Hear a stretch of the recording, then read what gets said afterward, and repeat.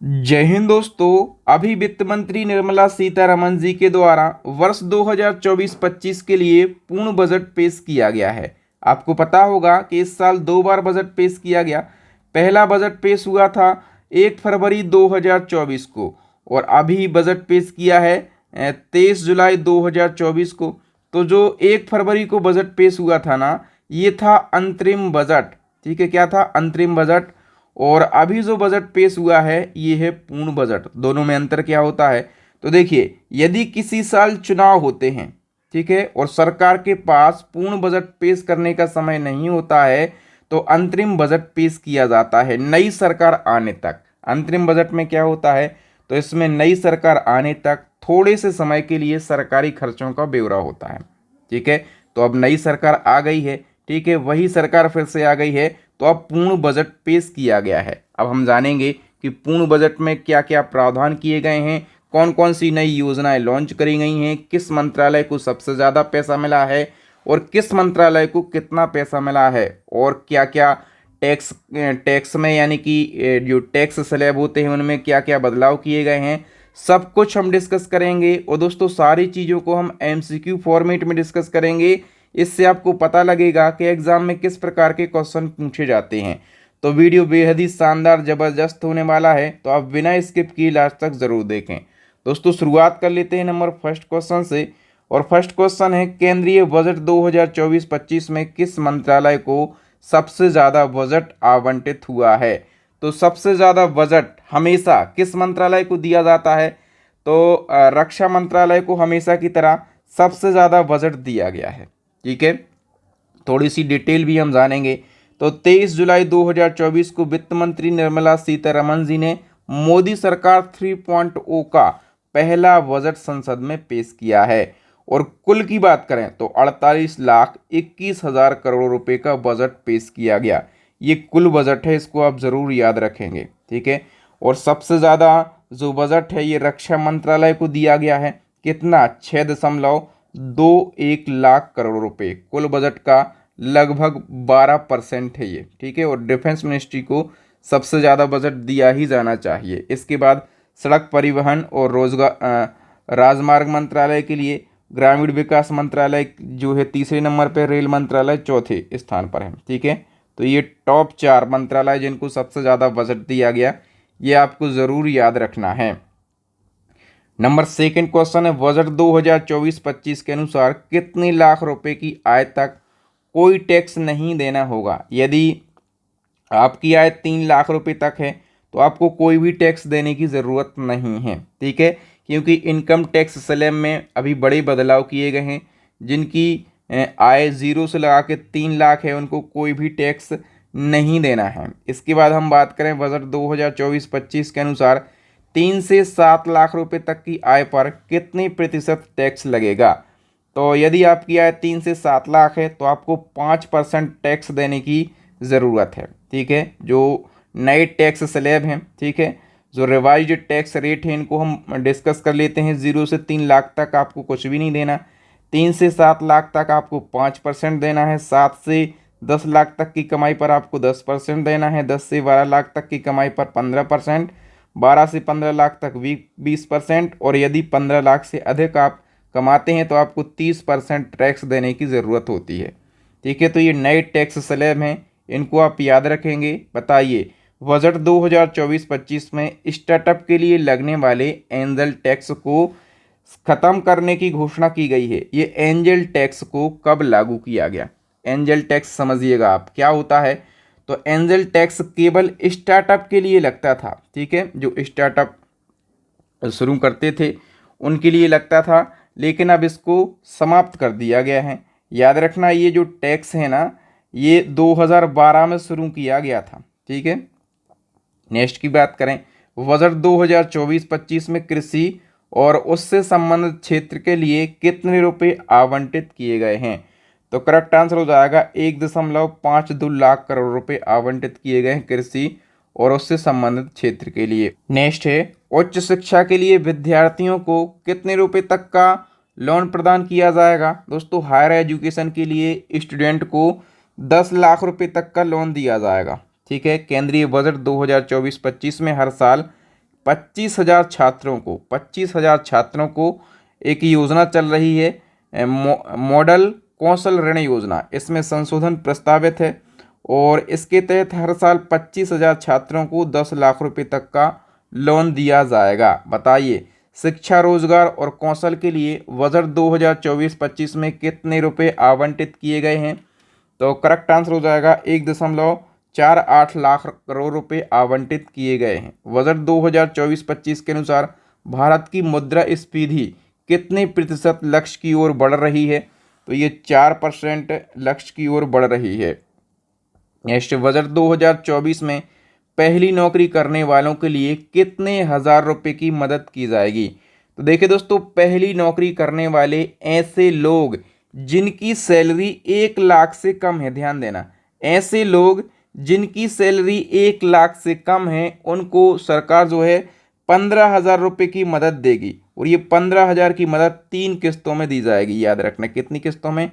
3 किस्तों में ये मदद दी जाएगी। लेकिन ऐसे लोगों को ये मदद दी जाएगी जिनकी सैलरी 1 लाख रुपए से कम है। बजट 2024 के अनुसार देश भर में कितने नए इंडस्ट्रियल पार्क बनाए जाएंगे? तो दोस्तों 12 इंडस्ट्रियल पार्क बनाने की घोषणा करी गई है। ठीक है, बजट 2024 के अनुसार अगले 5 साल में कितने लाख युवाओं को कुशल बनाने का लक्ष्य रखा गया है? तो दोस्तों अगले 5 साल में टोटल 20 लाख युवाओं को कुशल बनाने का लक्ष्य रखा गया है। नेक्स्ट, बजट 2024 के अनुसार पूर्वोत्तर राज्यों के विकास के लिए कौन सी योजना बनाई गई है? तो पूर्वोत्तर राज्यों के विकास के लिए पूर्वोदय योजना बनाई गई है। ठीक है, और इस योजना में कौन कौन से राज्य लाभान्वित होंगे? तो बिहार होगा आपका, झारखंड होगा, उड़ीसा होगा और आंध्र प्रदेश। ये 4 राज्य जो है लाभान्वित होंगे। बजट 2024 के अनुसार पूर्वोत्तर राज्यों में इंडिया पोस्ट पेमेंट बैंक की कितनी शाखाएं खोली जाएंगी? तो 100 से ज़्यादा शाखाएं खोली जाएंगी। बजट 2024-25 में महिलाओं और लड़कियों को लाभ पहुंचाने वाली योजनाओं के लिए कितने रुपए आवंटित किए गए हैं? करेक्ट आंसर हो जाएगा 3 लाख करोड़ रुपए आवंटित किए गए हैं महिलाओं और लड़कियों को लाभ पहुंचाने वाली योजनाओं के लिए। नेक्स्ट है, बजट 2024 के अनुसार पीएम आवास योजना के तहत कितने अतिरिक्त घर बनाए जाएंगे? तो 3 करोड़ अतिरिक्त घर बनाए जाएंगे, याद रखना। नेक्स्ट है, बजट 2024-25 के अनुसार इंटर्नशिप प्रोग्राम के तहत 1 करोड़ युवाओं को कितने हजार रुपये प्रतिमाह भत्ता दिया जाएगा? तो करेक्ट आंसर हो जाएगा 5,000 रुपये प्रतिमाह भत्ता दिया जाएगा। इसको हम थोड़ी सी डिटेल से समझ लेते हैं। तो बजट 2024-25 के अनुसार सरकार क्या करेगी? 1 करोड़ युवाओं को अगले 5 साल में टॉप 500 कंपनियों में इंटर्नशिप का मौका देगी कि आप जाइए इन कंपनियों में इंटर्नशिप कीजिए और आप 12 महीने तक इंटर्नशिप करेंगे। मतलब ये जो इंटर्नशिप है ये 12 महीने होगी और इसी दौरान युवाओं को 5,000 रुपये का भत्ता दिया जाएगा। मतलब 12 महीनों तक आपको मिलेगा 5,000 रुपये। तो कितने हो गए? 12 पंचे 60,000 रुपये आपके यहाँ पर हो जाएंगे। ठीक है, इसके बाद जैसे ही आपका पूरा समय हो जाएगा 12 महीने का तो आपको 6,000 रुपये और दे दिए जाएंगे। मतलब टोटल 1 साल में 66,000 रुपये मिलेंगे। वो भी आपको इंटर्नशिप करनी होगी कंपनियों में, याद रखना, ऐसे नहीं घर बैठे मिलेंगे। दोस्तों यदि आप इसी प्रकार से डिटेल में करंट अफेयर्स के हर टॉपिक को पढ़ना चाहते हैं तो हमारी करंट अफेयर्स की टॉपिक वाइज ई बुक लॉन्च हो गई है। इसमें सारे वो टॉपिक हैं जहां से क्वेश्चन एग्जाम में पूछे जाते हैं। जैसे अभी बजट ट्रेंडिंग है, ठीक है, तो बजट वाला टॉपिक भी आपको इस ई बुक में मिल जाएगा। इसके अलावा इसी ई बुक में आपको मंथली करंट अफेयर्स में मिल जाएगा और इसके अलावा हमारी स्टैटिक जीके की ई बुक लॉन्च हो गई है, साइंस की ई बुक लॉन्च हो गई है। यदि आप चाहते हैं एग्जाम में अच्छा स्कोर करना, आसान भाषा में सारे सब्जेक्ट को पढ़ना, तो आप हमारी इन ई बुक्स को ज़रूर परचेस कर लीजिए। चलिए बढ़ते हैं आगे। बताइए बजट 2024-25 में एनपीएस में एम्प्लॉयर्स कंट्रीब्यूशन लिमिट को एम्प्लॉय की बेसिक सैलरी के 10% से बढ़ाकर कितने प्रतिशत कर दिया है? तो देखिए दोस्तों, क्या होता था, जो सरकारी कर्मचारी हैं, जो एम्प्लॉय हैं, उनके एनपीएस में जो कंट्रीब्यूशन लिमिट था वो पहले कितना था? 10%। लेकिन अब इसको बढ़ाकर कितना कर दिया है? 14% कर दिया है। ठीक है, यानी कि 14% जो है ये जो कर्मचारी है उसकी बेसिक सैलरी का कटेगा और इतना ही मिलाएगी गवर्नमेंट। ठीक है। तो कितना हो जाएगा, टोटल 28% उसके फंड में जमा होता जाएगा। और ये जो जमा हो रहा है ना, बाद में इसी से अब पेंशन वगैरह बनना है, क्योंकि जो पुरानी पेंशन थी वो तो बंद कर दी है ना, ठीक है। तो इसी से सारी चीज़ें होंगी, इसी से पेंशन बनेगी, इसी से आपको रिटायरमेंट के टाइम पे कुछ फंड मिल जाएगा। नेक्स्ट है, बजट 2024-25 में वित्त मंत्री ने नाबालिगों के लॉन्ग टर्म सेविंग के लिए किस स्कीम की घोषणा की है। तो नाबालिगों के लॉन्ग टर्म सेविंग के लिए एक योजना की घोषणा करी गई है, उसका नाम है एनपीएस वात्सल्य स्कीम। ए ऑप्शन करेक्ट हो जाएगा। बजट 2024-25 में बिहार विभिन्न सड़क परियोजनाओं के लिए कितने करोड़ रुपए का प्रस्ताव रखा गया है। बिहार के लिए हम बात करें तो इसमें प्रस्ताव रखा गया है 26,000 करोड़ रुपए का। बी ऑप्शन करेक्ट हो जाएगा। बजट 2024-25 में कितने राज्यों में नए किसान क्रेडिट कार्ड जारी किए जाएंगे। करेक्ट आंसर हो जाएगा 5 राज्यों में। नेक्स्ट है, पीएम मुद्रा लोन योजना में मिलने वाली रकम को 10 लाख रुपए से बढ़ाकर कितना कर दिया है। पीएम मुद्रा लोन योजना में जो 10 लाख रुपए की रकम मिलती थी, इसको बढ़ाकर 20 लाख रुपए कर दिया गया है, ठीक है। बजट 2024 के अनुसार कितने करोड़ घरों को पीएम सूर्य घर मुफ्त बिजली योजना के तहत हर महीने 300 यूनिट बिजली प्रदान करी जाएगी। कितने करोड़ घरों को ये बिजली प्रदान करी जाएगी। 1 करोड़ घरों के लिए, याद रखना। नेक्स्ट है, बजट 2024-25 में सोना और चांदी के गहनों पर कस्टम ड्यूटी कितनी कम कर दी गई है। तो सोना और चांदी पर कस्टम ड्यूटी कम हुई है, कितने परसेंट कम हुई है, 6%। बजट 2024-25 के अनुसार महाबोधि और विष्णुपद कॉरिडोर का किस राज्य में विकास किया जाएगा। तो बिहार में विकास किया जाएगा। याद रखना, बिहार में पर्यटन को बढ़ावा देने के लिए बड़ी बड़ी घोषणाएं करी गई हैं।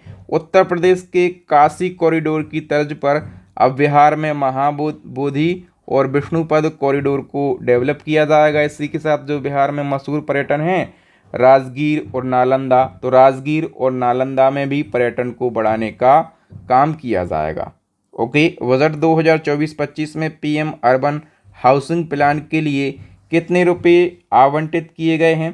करेक्ट आंसर हो जाएगा दोस्तों 10 लाख करोड़ रुपए आवंटित किए गए हैं। बजट 2024-25 में सरकार ने विकसित भारत के लिए कितनी नई प्राथमिकताएं बताई हैं।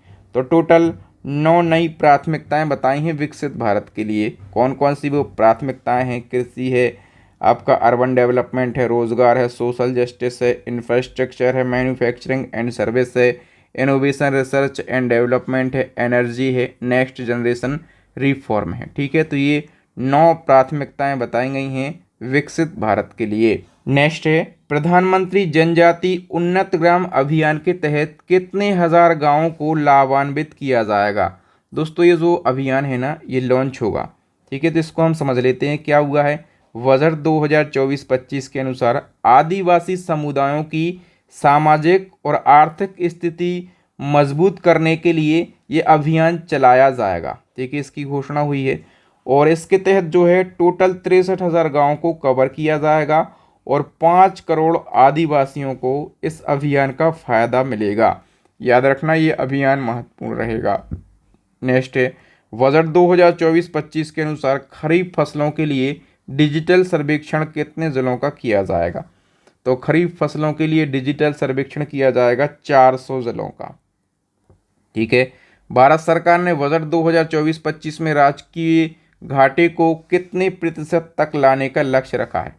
तो राजकीय घाटे को 4.5% लाने का लक्ष्य रखा गया है। इसी क्रम में बजट 2024-25 में वित्त वर्ष 2025 के लिए कुल प्राप्तियां 1.5 लाख करोड़ रुपए अनुमानित हैं। कितनी अनुमानित हैं। तो 32.07 लाख करोड़ रुपए। नेक्स्ट, बजट 2024-25 के अनुसार वित्त वर्ष 2025 में कुल व्यय कितना अनुमानित है। तो 48.21 लाख करोड़ रुपए व्यय अनुमानित है। केंद्रीय बजट संसद में किसके द्वारा पेश किया जाता है। तो बच्चा जानता होगा, वित्त मंत्री के द्वारा ये बजट पेश किया जाता है। 2024-25 का बजट जो है ये वित्त मंत्री निर्मला सीतारमण जी के द्वारा पेश किया गया है, ठीक है। लगातार 7वीं बार बजट पेश करने वाली पहली महिला वित्त मंत्री कौन बन गई। लगातार 7वीं बार, तो ये बन गई हैं निर्मला सीतारमण जी। और इनने अपना पहला बजट कब पेश किया था? तो 2019 में इनने अपना पहला बजट पेश किया था। किस महिला प्रधानमंत्री ने संसद में पहली बार बजट पेश किया था? तो इंदिरा गांधी जी ने सबसे पहले बजट पेश किया था संसद में। और कब बजट पेश किया था? तो 1970 में बजट पेश किया था। तब ये वित्त मंत्री तो नहीं थी, लेकिन ये कौन थी? प्रधानमंत्री थी, लेकिन वित्त मंत्री का इनके पास में अतिरिक्त प्रभार था। ठीक है। बजट पेश करने वाली पहली महिला कौन थी? तो मैंने अभी आपको बताया कि बजट पेश करने वाली पहली महिला थी इंदिरा गांधी। इनने 1970 में बजट पेश किया था। ये उस समय कौन थी? प्रधानमंत्री थी, लेकिन वित्त मंत्री का इनके पास में अतिरिक्त प्रभार था। केंद्रीय बजट पेश करने वाली पहली महिला पूर्णकालिक वित्त मंत्री कौन बनी है? अब देखिए, पहली महिला पूर्णकालिक वित्त मंत्री जो हैं ये निर्मला सीतारमण बनी है, जिनने बजट पेश किया। ठीक है। कब बजट पेश किया था इनने अपना पहला बजट? तो मैंने बताया कि 2019 में इनने अपना पहला बजट पेश किया था। सबसे ज़्यादा बार बजट पेश करने वाली महिला वित्त मंत्री कौन है? सबसे ज़्यादा बजट पेश करने वाली, तो ये भैया यही है अपनी निर्मला सीतारमण। अब तक ये 7 बार बजट पेश कर चुकी हैं और ये इनका रिकॉर्ड बन गया है अपने आप में। ठीक है। लगातार 7 बार, याद रखना। ठीक है। मोरारजी देसाई ने लगातार 6 बार बजट पेश किया था। मोरारजी देसाई वैसे तो सबसे ज़्यादा बार बजट पेश करने वाले वित्त मंत्री हैं, 10 बार, लेकिन लगातार इन्हें 6 बार बजट पेश किया था। और अब लगातार सबसे ज़्यादा बजट पेश करने वाली वित्त मंत्री निर्मला सीतारमण बन गई हैं। इनका नाम याद रखना, ये रिकॉर्ड बना है। सबसे ज़्यादा 10 बार बजट पेश करने वाली वित्त मंत्री कौन है? तो सबसे ज़्यादा 10 बार बजट पेश किया है मोरारजी देसाई ने। ठीक है। कितनी बार? 10 बार। लेकिन लगातार सबसे ज़्यादा बार बजट पेश किसने किया है? तो लगातार 7 बार बजट पेश किया है निर्मला सीतारमण जी ने। इसको आप जरूर याद रखेंगे। नेक्स्ट है, भारत के संविधान में किस शब्द का उल्लेख नहीं है? सीधा ऐसे ही क्वेश्चन पूछा जाता है, किस शब्द का उल्लेख नहीं है? तो देखिए, बजट शब्द का उल्लेख संविधान में कहीं पर भी नहीं किया गया है। भारतीय संविधान का एक अनुच्छेद है, अनुच्छेद 112, और अनुच्छेद 112 में वार्षिक वित्तीय विवरण का उल्लेख किया गया है। इसको इंग्लिश में एनुअल फाइनेंशियल स्टेटमेंट कहते हैं। और इसी को आमतौर पर सामान्यतः क्या कहा जाता है? बजट कहा जाता है। लेकिन बजट शब्द का उल्लेख संविधान में कहीं पर भी नहीं किया गया है। इस चीज़ को आप जरूर याद रखना। विनियोग विधेयक लिखा है यहाँ पर, तो विनियोग विधेयक की बात करें, इसका उल्लेख संविधान के अनुच्छेद 114 में किया गया है। और भारत की संचित निधि, इसका उल्लेख संविधान के अनुच्छेद 266 में किया गया है। ठीक है। सारी चीज़ों को याद रखना। बताइए, भारतीय बजट व्यवस्था का जनक किसे कहा जाता है? बजट व्यवस्था का जनक कहा जाता है जेम्स विल्सन के लिए। ठीक है। जेम्स विल्सन ने 7 अप्रैल, ये डेट जरूर याद रखना, बात है 7 अप्रैल 1860 की, तो 7 अप्रैल 1860 को जेम्स विल्सन ने ब्रिटिश भारत का पहला बजट पेश किया था। ठीक है। इसलिए जेम्स विल्सन को क्या कहा जाता है? भारतीय बजट व्यवस्था का जनक कहा जाता है। उस समय जो जेम्स विल्सन थे, ये ब्रिटिश सरकार के वित्त मंत्री थे। बताइए, गणतंत्र भारत का प्रथम बजट किसने पेश किया था? गणतंत्र भारत का प्रथम बजट जॉन मथाई के द्वारा पेश किया गया था। ठीक है। 3-4 फैक्ट यहाँ से पूछे जाते हैं। एक पूछा जाता है, ब्रिटिश भारत का पहला बजट कब पेश हुआ था, किसने पेश किया था? तो ब्रिटिश भारत का प्रथम बजट 7 अप्रैल 1860 को जेम्स विल्सन के द्वारा पेश किया गया था। स्वतंत्र भारत का पहला बजट 26 नवंबर 1947 को R.K. षणमुखम शेट्टी के द्वारा पेश किया गया था। और गणतंत्र भारत का प्रथम बजट 28 फरवरी 1950 को जॉन मथाई के द्वारा पेश किया गया था। तीनों टर्म आप जरूर याद रखेंगे, तीनों एग्जाम में पूछे जाते हैं। बजट शब्द का अर्थ क्या होता है? तो इसका अर्थ होता है चमड़े का थैला। क्या? बजट शब्द का जो अर्थ है वो चमड़े का थैला होता है। वर्ष 1948-49 के बजट में पहली बार अंतरिम शब्द यानी कि इंटरिम वर्ड का प्रयोग किसने किया था? तो पहली बार R.K. षणमुखम शेट्टी ने अंतरिम शब्द यानी कि इंटरिम वर्ड का यूज किया था। नेक्स्ट है, बजट शब्द की उत्पत्ति किस भाषा से हुई है? तो फ्रेंच भाषा से बजट शब्द की उत्पत्ति हुई है। किस प्रधानमंत्री ने संसद में पहली बार बजट पेश किया था? तो सबसे पहले जवाहरलाल नेहरू ने बजट पेश किया था। वित्तीय वर्ष 1958-59 की बात है। जब तत्कालीन प्रधानमंत्री जवाहरलाल नेहरू ने बजट पेश किया था, क्योंकि उस समय जेल नेहरू प्रधानमंत्री तो थे ही, इनके पास जो है फाइनेंशियल मिनिस्टर का अतिरिक्त प्रभार भी था। ठीक है, इस प्रकार नेहरू जी बजट पेश करने वाले पहले प्रधानमंत्री बन जाते हैं। भारत के कितने प्रधानमंत्रियों ने प्रधानमंत्री रहते हुए बजट पेश किया? तो दोस्तों ऐसे 3 ही प्रधानमंत्री हुए हैं। एक तो मैंने बताया कि पहले प्रधानमंत्री थे JL नेहरू, ठीक है, जिनने बजट पेश किया था। दूसरे प्रधानमंत्री कौन थे? तो राजीव गांधी जो हैं ये दूसरे प्रधानमंत्री थे। और तीसरी कौन थी? तो इंदिरा गांधी तीसरी प्रधानमंत्री थी जिनने बजट पेश किया है। तीनों के नाम याद रखना। अपने जन्मदिन पर 2 बार बजट पेश करने वाले देश के एकमात्र वित्त मंत्री कौन है? बड़ा ही अच्छा संयोग रहा है। तो देखिए मैं बता देता हूँ सारी स्टोरी। मोरारजी देसाई हैं। और मोरारजी देसाई का जन्म कब हुआ था? तो इनका जन्म भी खतरनाक दिन हुआ था 29 फरवरी 1896 को। और 29 फरवरी जो है ये 4 साल में एक बार आता है। ठीक है, तो मोरारजी देसाई ने 1964 और 1968 में अपने जन्मदिन यानी कि 29 फरवरी को संसद में बजट पेश किया। याद रखना, ये बड़ा अच्छा संयोग रहा। भारत में 1 अप्रैल से 31 मार्च तक चलने वाले वित्त वर्ष की शुरुआत कब हुई थी? तो करेक्ट आंसर हो जाएगा 1867 में इसकी शुरुआत हुई थी। भारत में 1 अप्रैल से 31 मार्च तक चलने वाले वित्त वर्ष की शुरुआत होती है 1867 में। इससे पहले भारत में वित्त वर्ष कब से कब तक होता था? तो 1 मई से लगाकर 30 अप्रैल तक होता था वित्त वर्ष। नेक्स्ट है, साल 2017 से पहले बजट कब पेश किया जाता था? तो सही आंसर हो जाएगा फरवरी के आखिरी कामकाजी दिन में। तो 2017 से पहले दोस्तों फरवरी मंथ का जो लास्ट वर्किंग डे होता था, चाहे वो 27 फरवरी हो, 28 फरवरी हो या फिर 29 फरवरी, जो भी लास्ट वर्किंग डे होगा उस दिन को बजट पेश किया जाता था। लेकिन 2017 से क्या हो गया है?